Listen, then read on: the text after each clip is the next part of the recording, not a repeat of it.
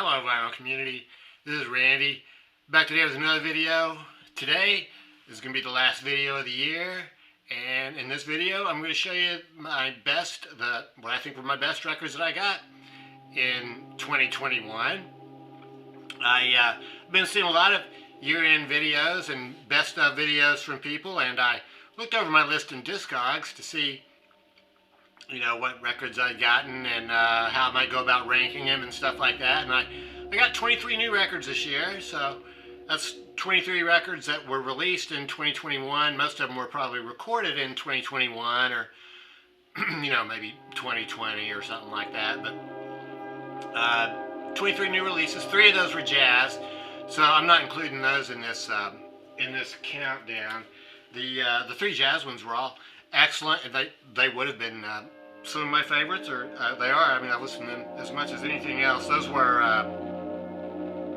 Kenny Garrett, Sounds from the Ancestors, Julian Lage, Squint, and Trio Tapestry, Garden of Expression. That's Joe Lovano's group. So other than that, so there's 20 records that I got here. So, and I was looking at those, trying to decide how to rank them. And anyway, what I came up with was 8 favorites. 8 favorites I'm going to show you for the year. So I didn't want to show you all 20 of them because that'd be quite a few records to be showing.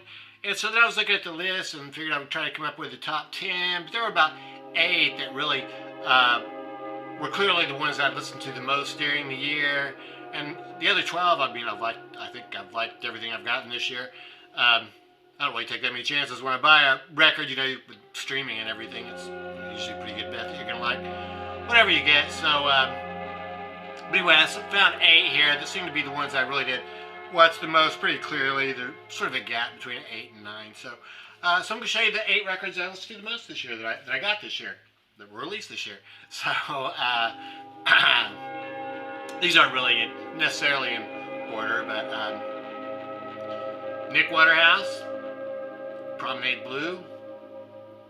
Nick Waterhouse is a guitarist and a singer. I'd never heard of him before this year, and I streamed this album quite a bit before I ever bought it, so I really knew for sure that I did like it a lot. And it has a really great sound. To me, it sounds like could be something from like a soundtrack from a 1940s film noir or something.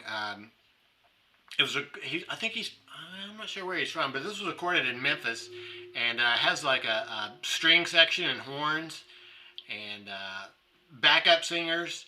So it's very full production. It all sounds really excellent. It's kind of different from anything else I listen to. I wouldn't really call it rock and roll. I guess rhythm and blues is how it's classified. The only thing I didn't like about it was some of the background vocals give it a feeling of, to me, sort of like a novelty record feeling. So if they toned those background vocals down just maybe a little bit, I would have been happier with the record overall. There's Nick. His guitar. Lyrics on the back. He wrote or co-wrote all the songs on here. So, yeah, Promenade Blue.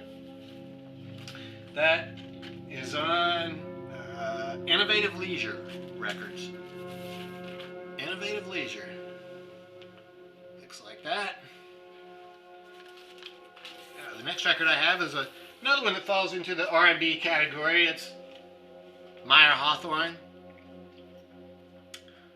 Rare Changes is the name of this album. Hawthorne is a guy who he didn't write the songs on here, but he plays most of the instruments. The songs were written by mostly someone named A. Cohen. That guy, A. Cohen, wrote or co-wrote all the songs on here. And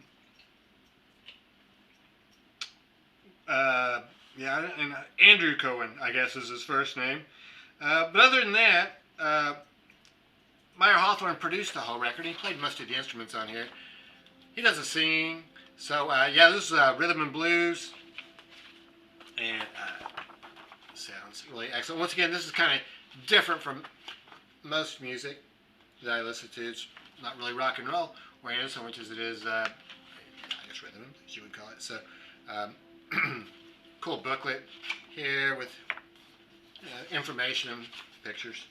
So yeah, that is on Big Bucks Records. Meyer Hawthorne. Yeah, that was a good one. This is actually about the third record that I've gotten of his. I have one that's an instrumental, and two of them where he sings. So, yeah, Meyer Hawthorne. MVP. Matt Valentine Preserves. Matt Valentine is a guitarist from somewhere up there in New England, I think. This is released on Feeding Tube Records. Came out this year. He has a full band working with him on this. There's quite a few people who worked on this record with him. Matt plays guitar. He also plays some other instruments. There is singing. It's really hard to understand the words.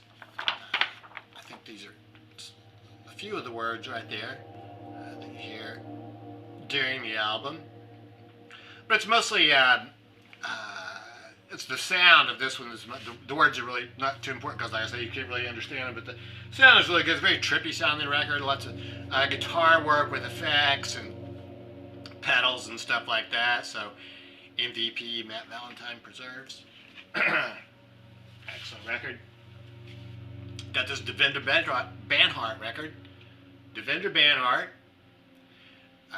This is with Noah Georgeson. So there's two of them, Devendra Banhart, Noah Georgeson. The name of the album is Refuge. This is a 2-record set. This is one that I wasn't really, didn't know what to expect when I got it. I was somewhat familiar with Devendra Banhart from some records I'd gotten that he'd produced in the Knots, I guess. But this was far different. This is an ambient sounding record. And this is what we're hearing in the background right now, if you can hear it. It's a very quiet record. There's no vocals. It's just sounds like this. And I kind of maybe didn't like it that first one when I first got it, but the more I listened to it, I really liked it a lot. Really grew on me. And yeah, I started listening to it quite a bit. Both records are on this cool blue vinyl. The other inner sleeve is pretty much like that, white on one side with a sort of a psychedelic design on the other side. So yeah, Devendra Banhart with Noah Georgeson. It turns out that I think Devendra is maybe as well known for his visual art as he is for his audio. Not sure about that. I don't really know too much about him. It's a good record though. Raining Sound. This is one that's more in my regular wheelhouse. This would be the kind of stuff, you know, unlike the Meyer Hawthorne, you know, which I said was, you know, maybe not sort of typical of what I listen to. This is Raining Sound, a garage band from Memphis. I think they're considered to be garage rock. They've been around forever. And Greg Cartwright is the main guy in this band. I think they first started recording in 2002. Started in Memphis. I think after a while he moved to Asheville, North Carolina and formed a whole new band there, still calling it Raining Sound. And then I think he did some recording up there in Brooklyn, but evidently he came back to Memphis, or at least he got together with the guys from Memphis. He got the old band back together, so this was the original Raining Sound lineup, I guess. And they recorded this record, so it sounds really excellent. It sounds just like what I would think Raining Sound sounds. He has a very distinctive voice when he sings. These are all, you know, 3 to 4 minute songs, guitar, bass, and drums. Well, let's see, a little bit of keyboards, not too much, I think. There's also some cello and violin on here. I wouldn't really call it orchestrated though, just some other parts that were added in. And yeah, I would call these relationship songs. So, Raining Sound. A Little More Time with Raining Sound. It's very cool looking yellow vinyl. Yellow with some green in it, and the label's very cool looking too, so yeah. Raining Sound. The next record I got is the first one I've ever gotten by Shannon and the Clams. I've seen a few of these records shown for a couple years now in the VC by, you know, different people in the vinyl community, and I'd never really heard of before. I think they're also considered to be garage rock. They're from Los Angeles. This record was recorded at Easy Eye Sound here in Nashville. Dan Auerbach's recording studio. Dan Auerbach from Black Keys. So I guess this has sort of a garage rock sound. It has very atmospheric sounds, very cool sounding record.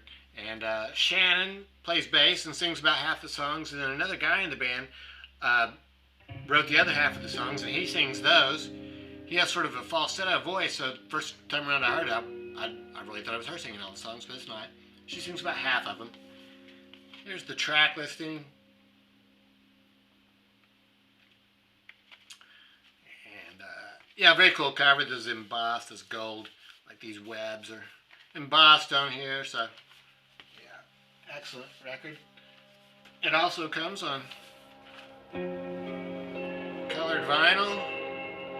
Midnight Wine. It's the name of a song on the album. That's what they call this vinyl. Midnight Wine. So, yeah. Shannon and the Clams, Year of the Spider. It came with a lyric sheet.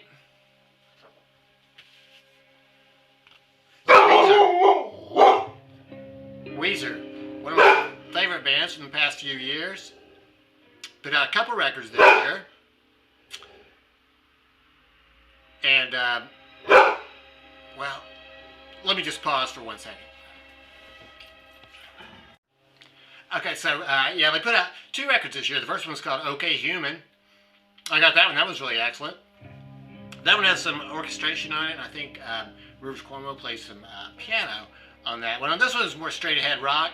Kind of like Van Halen, I think, is what the cover there is modeled after, you know. And, yeah, it's supposed to just pop music. Like Weezer, so excellent record. I really played this one a lot. This is another one I streamed a lot before I got it. So yeah, fantastic album from Weezer this year. Like I say, their second album this year. Cool inner sleeve. And, yeah, this one comes on pink vinyl. And the last record I had to show you this year was I'm sure the one I listened to the most, this Parquet Courts, Sympathy for Life. It was the first album I ever got by them. I saw a few people in the VC showing this before I got it, and it's really excellent. I think it's considered to be indie rock, or maybe it's kind of like, well, I would just call it like pop music. It's really very modern sounding and sounds like something you'd hear on the radio now. Excellent album cover on this one. And yeah, I've gotten several Parquet Courts albums since then. This is on, oh, Rough Trade. Rough Trade Records for this one, so what the label looks like. It also came with a booklet. Well, it's not really a booklet, it's more like kind of a, I guess you just call it an insert. Has the lyrics in there, and some art. Credits. Excellent record though. Parquet Courts, really like that one. So yeah, that was it for 2021 for me. Those are the ones that I think I listened to more than anything else over the year. And yeah, it was a good year. A lot of good records this year. So yeah, let me know what you think. I hope everybody has a happy new year. And thanks very much for watching.